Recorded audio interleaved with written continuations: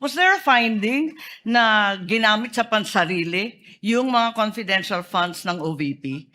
That is a presumption po under joint circular. Misappropriated ba yun? Kindly wrap up. That is a presumption po. Hindi po kailangan directly sabihin kasi nagkaroon po ng presumption. Pero hindi sinabi. Sa madaling sabi, Pero dahil wala presumption talagang po siya, hindi po siya kailangan sabihin, Your Honor. Thank you very much, Presiding Judge. Okay, kanina sinabi mo na hindi ka umabot doon sa notice of disallowance pero andun pa rin sa ICBAO nung na-release yung notice of suspension, di ba? Yes po, Your Honor. Okay. So, doon sa notice of suspension, katulad ng disallowance, nasabi mo, kahit wala ka na ron, you were made aware kasi nabalitaan mo, pinagbawal ba ng COA yung mga confidential expenses dahil peke o fictitious, gawa-gawa lang yung mga AR?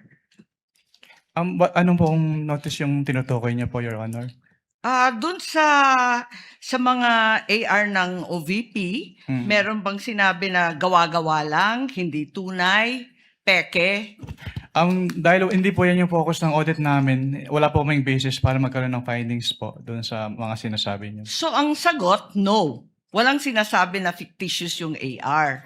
At doon sa AOM, pati sa suspension, gano'n na rin sa ND, sinabi ba ng COA na yung AR and documentary evidence of payments, yung DEP, peke, falsipikado, huwad? Since hindi po yan yung focus ng audit po namin, wala po kaming findings about that, Your Honor. Sinabi ba doon na falsipikado yung DEP at saka yung AR? Na it was forged, kumbaga? Wala pong ganong findings, Your Honor. Wala rin, di ba? At doon sa mga pangalan ng mga recipient ng award, tama ba ako sa pagkaintindi na hindi rin sinita ng COA yung mga kakaibang pangalan tulad ng Mary Grace Piatos, Andy Lim, etc. Ang sinabi at binanggit talaga ng COA ay yung mga datos na hindi tumutugma. Tama ba? Since what we did is compliance audit po at wala namang provision yung circular as to the use of aliases, yes po, wala po kaming findings Kasi about that. sabi mo nga, neither allowed nor prohibited. Tama po. So, doon sa AOM at sa notice of suspension, the names of these reward recipients was never raised by COA. Di ba? Yes po. Tama. Dahil nangyayari talaga na kakaibang pangalan ang binibigay kapag confidential or intelligence fund. Kaya isa pang tanong ko, dun sa notice of suspension, pati na rin sa ND, ang pagkaintindi natin, final ba ito o hindi? Kapag sinabi po kasing notice of disallowance under the joint circular, meron na pong obligation to restitute agad. Tama, final siya sa COA. Pero kahit ang desisyon ng COA, pwedeng dalhin sa Supreme Court para maging pinal na pinal. Di po ba? I-clarify ko lang po, kapag dumating na po kasi sa Supreme Court, ang tanging ground na lang po dyan ay grave abuse of discretion amounting to lack or excess of jurisdiction. So wala na pong kinalaman po yung factual matters. Ganun nga, talaga naman na matters of fact, hindi naman rin na-raise sa Supreme Court. Tama ka doon. Pero hindi pinal. Pwedeng dalhin sa Korte Suprema. At no point are these final. I-clarify ko lang po, yung decision po ng COA to restitute ay hindi po apektado nung pag-file sa Supreme Court. So kahit mag-file po sila ng petition for certiorari sa Supreme Court, kailangan na po nilang ibalik kaagad. Kasi yung pendency po ng petition for certiorari, hindi po niya na-stay yung obligation to Naintindihan restitute. natin yon, pero hindi pa tapos ang kaso. Pwede pang dalhin sa Korte Suprema, hindi po ba?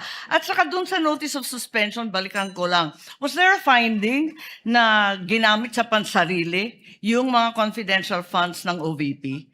That is a presumption po under joint circular. Misappropriated ba yun? Kindly wrap up. That is a presumption po. Hindi po kailangan directly sabihin kasi nagkaroon po ng presumption. Pero hindi sinabi. Sa madaling sabi, Pero dahil wala presumption talagang po siya, hindi po siya kailangan sabihin, Your Honor. Naintindihan ko, pero wala doon. Is there a COA finding na ninakaw ang confidential funds doon sa various AOMs and notice? Meron bang sinasabi doon na ninakaw? It was stolen? There is a prima facie evidence na nagamit po siya for personal use or benefit under the joint circular. Kaya nga. Kindly wrap up, Senator Judge Marcos. Yes, You're gonna bail us round I two. am done, but I have questions kung may second round. There will be a round two, and I will register you, Senator Judge Marcos. Thank you. Senator Judge Ejercito is recognized. You may proceed, sir, and When you're ready and you have 2 minutes. Yes, thank you, Mr. Presiding Officer. Siguro dagdagan ko na lang din nun. Ito tayo tinatanong na rin yung tungkol doon sa mga paggamit ng mga alias sa ating mga senator judges. No? Dahil alam naman natin na kinakailangan din na lehitimong may pangangailangan na protektahan. No? Dahil nga confidential itong mga information. Ang sa ilalim ng Joint Circular Number 2015-0, paano dapat maprotektahan ang pagkakakilanlan ng mga confidential informant? Wala pong provision as to that, Your Honor. Kasi yung wala po namang requirement yung circular as to the pwede po ulit po ng tanong, sorry. Well, yung hindi kasi parang alam naman natin, no, dahil lalo na sa mga intelligence at saka yung mga activities, mga confi, ginagamit yung mga alias na nabanggit nyo rin kanina.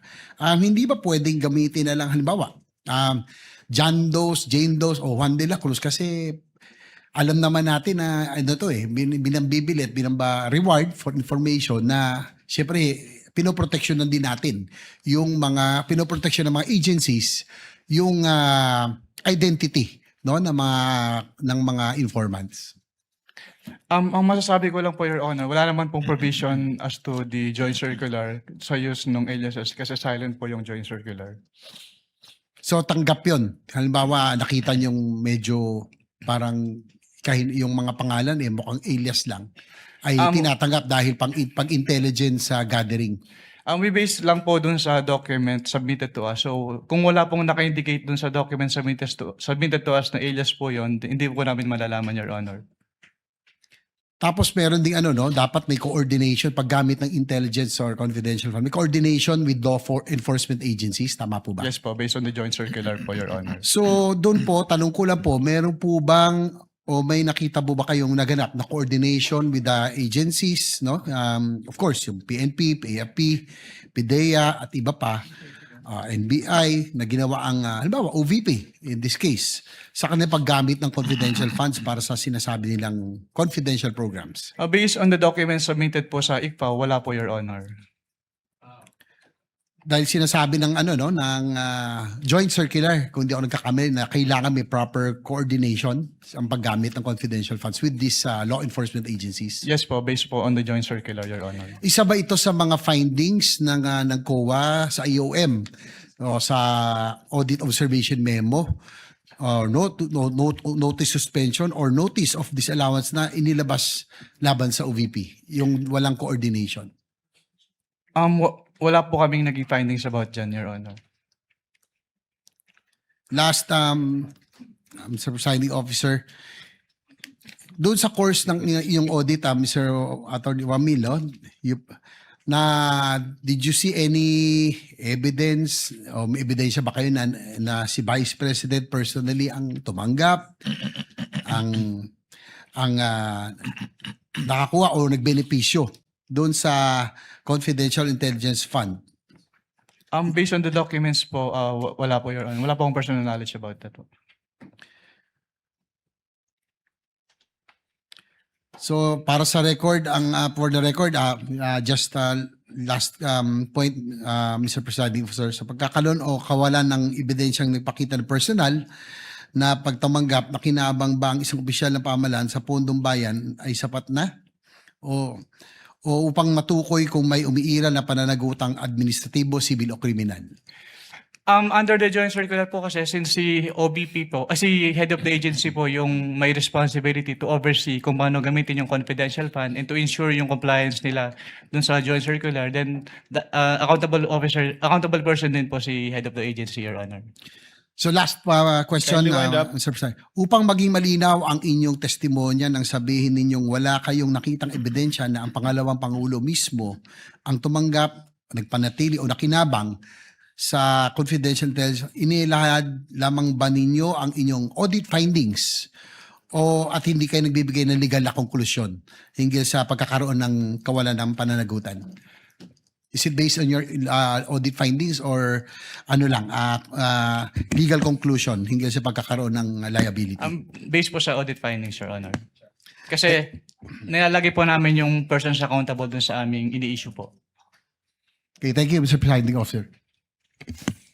Thank you, Senator Judge JV.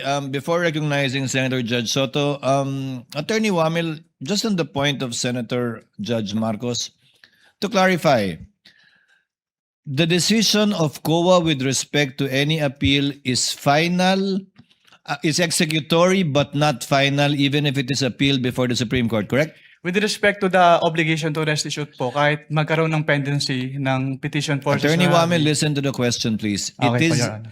unless a TRO is issued by the Supreme Court, it is executory but the decision is not yet final. Would that be correct? Yung decision po, final na, Your Honor. Kasi Inappeal nga sa Supreme Court, paano magiging final? Ikaw naman. A decision of the COA executory na po, Your appealed to Honor. the Supreme Court is executory unless a TRO is issued but is not yet final. Yes po, Your Honor. That is a correct statement. Opo. Thank you. Senator Judge Soto, you are recognized, sir. You may proceed when you're ready. You have 2 minutes.